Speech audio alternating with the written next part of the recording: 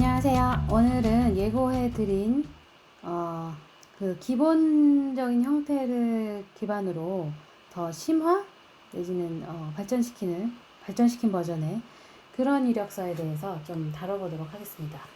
지난 시간에 우리가 제가 의뢰를 받아서 이렇게 진행했던 이력서 이렇게 정리를 했었죠. 가장 보수적이고 가장 포멀한 형태로 이제 정리를 했었습니다. 근데 여기서 이제 날짜를 앞에 넣는 부분, 그런 건 어떤 편집상의 부분인데, 그런 거에 대한 조금, 선택지가 있었죠.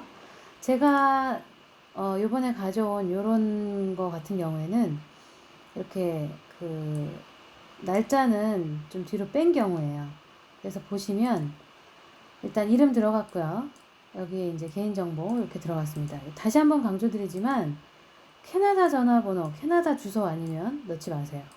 그리고 캐나다 휴대폰 번호는 몇천 원 정도면 앱으로 하나 만드실 수 있으니까 그거 하나 만드시고요. 이메일 주소도 꼭 비즈니스 이메일 어울리는 그런 주소로 만드시기 바랍니다. 여기 이제 어떤 포지션으로 지원하는지 이렇게 들어갔고요. 요게 이제 제가 지난 시간 말미에 말씀드린 그런 하이라이트 부분이에요.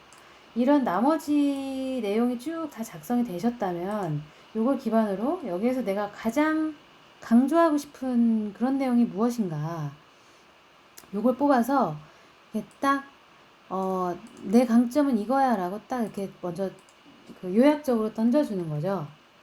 심사하는 사람한테. 왜냐하면 이 사람들이 되게 바쁘다 그래요. HR 담당자들이. 이력서 하나 검토하는데 걸리는 시간이 6초래요. 그렇다 보니 이거를 다 읽고 그 사람들이 이 이력서를 분석해서 이런 나의 강점을 알아주길 바라는 거는 사실 조금 무리가 있고요. 자기가 작성하는 사람을 이렇게 먼저 던져주면 참 좋겠죠. 더 나아가서는 이렇게 들어가는 그런 문구들, 이런 것들은 이미 구인 공고에 어떤 responsibility로 나와 있는 그런 내용들이랑 일치하거나 유사한 단어들을 사용해서 넣어주시면 좋다고 합니다. 왜냐하면 요새는 이런 이력서 문서 자체를 기업에서 받았을 때 전산 시스템으로 이렇게 돌려보는 그런 큰 회사들은 그런 거를 한대요. 그래서 자기네가 구인 공고에 나와갔던 그런 responsibility에 해당하는 그런 단어들이 지원자의 이력서에서 많이 포착이 됐을 경우 그거를 자동적으로 걸러준다고 합니다. 면접 대상자로. 그런 툴을 사용하고 있기 때문에 그런 거를 염두에 두시고 responsibility 구인 공고에 있는 그 내용에 합당한 내용들, 거의 비슷한 내용들을 paraphrasing 하는 거죠. 그러니까 그걸 한국말로 뭐라 그러죠? paraphrasing을 말만 바꿔주는 거죠. 그렇게 해가지고 작성을 하시기를 권해드린다고 합니다. 이런 부분에 그런 게 들어가면 좋죠. 저 같은 경우는 캐네디언 퍼머넌트 레지던시 이거를 가장 첫 번째에 넣었어요. 실제 제 이력서에 이렇게 넣었어요. 이거는 제 이력서는 아니지만, 왜냐면 이런 비자에 관련된 부분 분명히 궁금해할 부분이거든요. 그래서 외국인이기 때문에 비자 상태가 어떻게 자기네들이 취업 비자를 내줘야 되는지 아니면은 이 사람이 영주권자인지 궁금할 수 있거든요. 그래서 이거를 첫 번째 난 비자에 일하는데 비자가 문제 없는 사람이야. 이거를 이렇게 제 실제 이력서에서도 이렇게 첫 번째로 강조를 해줬습니다. 이런 게 중요하지 않은 경우가 있을 수 있을 거예요. 만약에 기술이 캐나다에서 비자를 해주면서 모셔오는 그런 직종이다. IT 같은 그런 거다면 굳이 이런 거 할 필요 없겠죠. 그거는 이제 그 상황에 따라서 본인이 판단하셔서 넣어주시면 되고, strong knowledge, ability to work in a fast-paced environment 이런 거 이제 넣어주시고요. 학력 이렇게 들어가고, employment history에서도 그때 제가 말씀드렸다시피 지난 영상에서 말씀드렸을 때 디스크립션에 들어가는 내용이 여러 가지 형태가 있을 수 있다고 말씀드렸어요. 지난 시간에는 이런 형태를 주로 말씀을 드렸죠.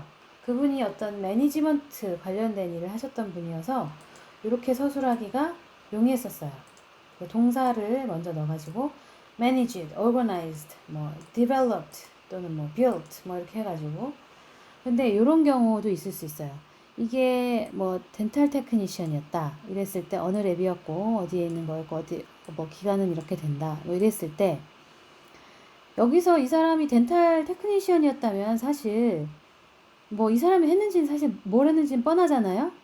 이빨 만드는 일을 했겠죠. 그거를 굳이 뭐 fabricated 뭐 이렇게 적을 필요는 없을 것 같아요. 왜냐하면은 뭘 해도 다 제조를 하는 거죠. 근데 이제 여기서는 중요한 게 이 사람이 어떤 업무 영역까지, 그러니까 뭐까지 만들었었는지 그 대상들, 그게 이제 이 사람의 구체적인 역량을 오히려 더 자세하게 풀어주는 경우가 될 수 있잖아요. 이렇기 때문에 이럴 때는 그럼 뭐 동사를 시작한 게 아니고 responsibilities 해가지고 inlay, onlay, single, multi-crown, veneer, 뭐 three element posterior bridge, implant 뭐 이렇게 그냥 그 어떤 그 태스크들을 쭉 나열하는 식으로 이렇게 해도 설명이 될 수가 있겠죠. 그리고 맨 마지막에 레퍼런스를 넣었어요. 레퍼런스 같은 경우에는 사실 이력서에 들어가는 항목이 아닐 수도 있는데요. 이게 이제 보통은 면접을 하고 그 레퍼런스를 뭐 적어내라 뭐 이렇게 하는 데가 많다고 전 들었어요. 근데 이제 저 같은 경우에는 아예 나 이런 캐나다에 이런 레퍼런스도 있다 이렇게 아예 이력서에다가 이렇게 딱 제시를 해가지고 넣었죠. 이렇게도 할 수 있다는 거. 자기가 필요하다고 생각하면은 강조하고 싶은. 왜냐면 이게 뭐 레퍼런스가 그냥 뭐 시시한 레퍼런스가 아니고 뭐 이 레퍼런스를 이력서에 내세웠을 때 굉장히 보탬이 된다. 그러면은 레퍼런스 항목을 이렇게 이력서에 만들어서 할 수도 있겠죠. 이런 식으로 조금 응용하고 강조하고 하는 부분이 있을 수 있다는 거 또 말씀을 드립니다. 요 그 employment history의 디테일한 그런 자기 역량에 대한 내용들을 구체적으로 작성하시면 여기 하이라이트 자기가 강조해야 될 게 뭔지 나오실 거예요. 이 내용이. 그랬을 때 이걸 적을 수 있어요. 그러니까 이런 거를 잘 연구를 해보시기 바랍니다. 요게 저도 처음에 작성할 때는 한국식으로 이력서를 작성하면 사실 회사 이름, 근무기간, 포지션, 땡이잖아요. 근데 거기서 구체적으로 무슨 일을 했었는지를 이렇게 줄줄이 이렇게 적어낸다는 게 쉽지가 않았어요, 정말. 자기가 했던 일이 뭐였지, 막 정말 종이 붙잡고 오랫동안 생각을 했던 것 같아요. 그래서 이런 부분들이 구체적으로 나와야 된다는 거. 그리고 다시 한번 말씀드리는 게 이런 거를 이제 정리를 하실 때 구체적인 숫자가 나오면 더 좋다는 거. 예를 들면 저 같은 경우에 이제 요거는 이제 제가 그 이력서 번역이랑 디자인을 하는 그 서비스의 샘플로서 그냥 이렇게 작성한 거라서 뭐 실제적인 내용이 이렇게 많이 들어가 있지는 않은데 제가 그 애니메이션 프로덕션 매니저로 이제 처음에 지원서를 낼 때 작성했던 이력서에 보면은 그런 것도 적혀 있어요.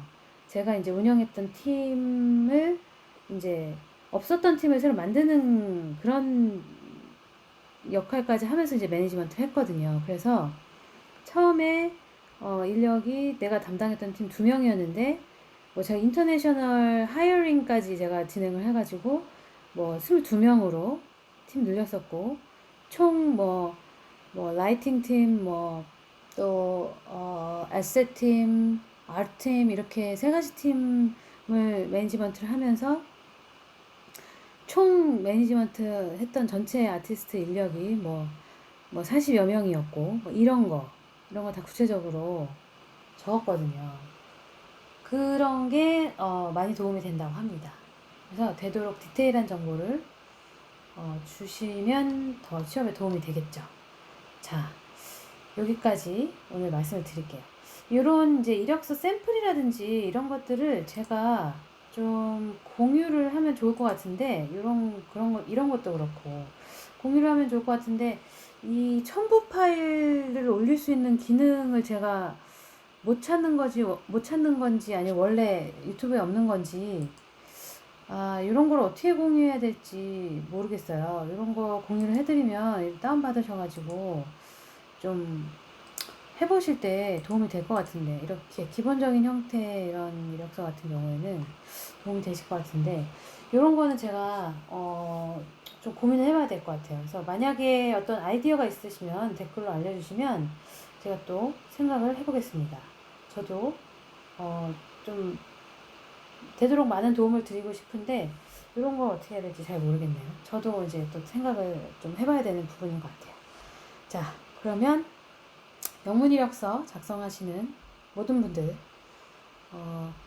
도움이 됐으면 좋겠고요. 만약에 저한테 이렇게 영문 이력서 번역과 디자인 의뢰하고 싶으신 분이 있으시면 또 언제나 환영입니다.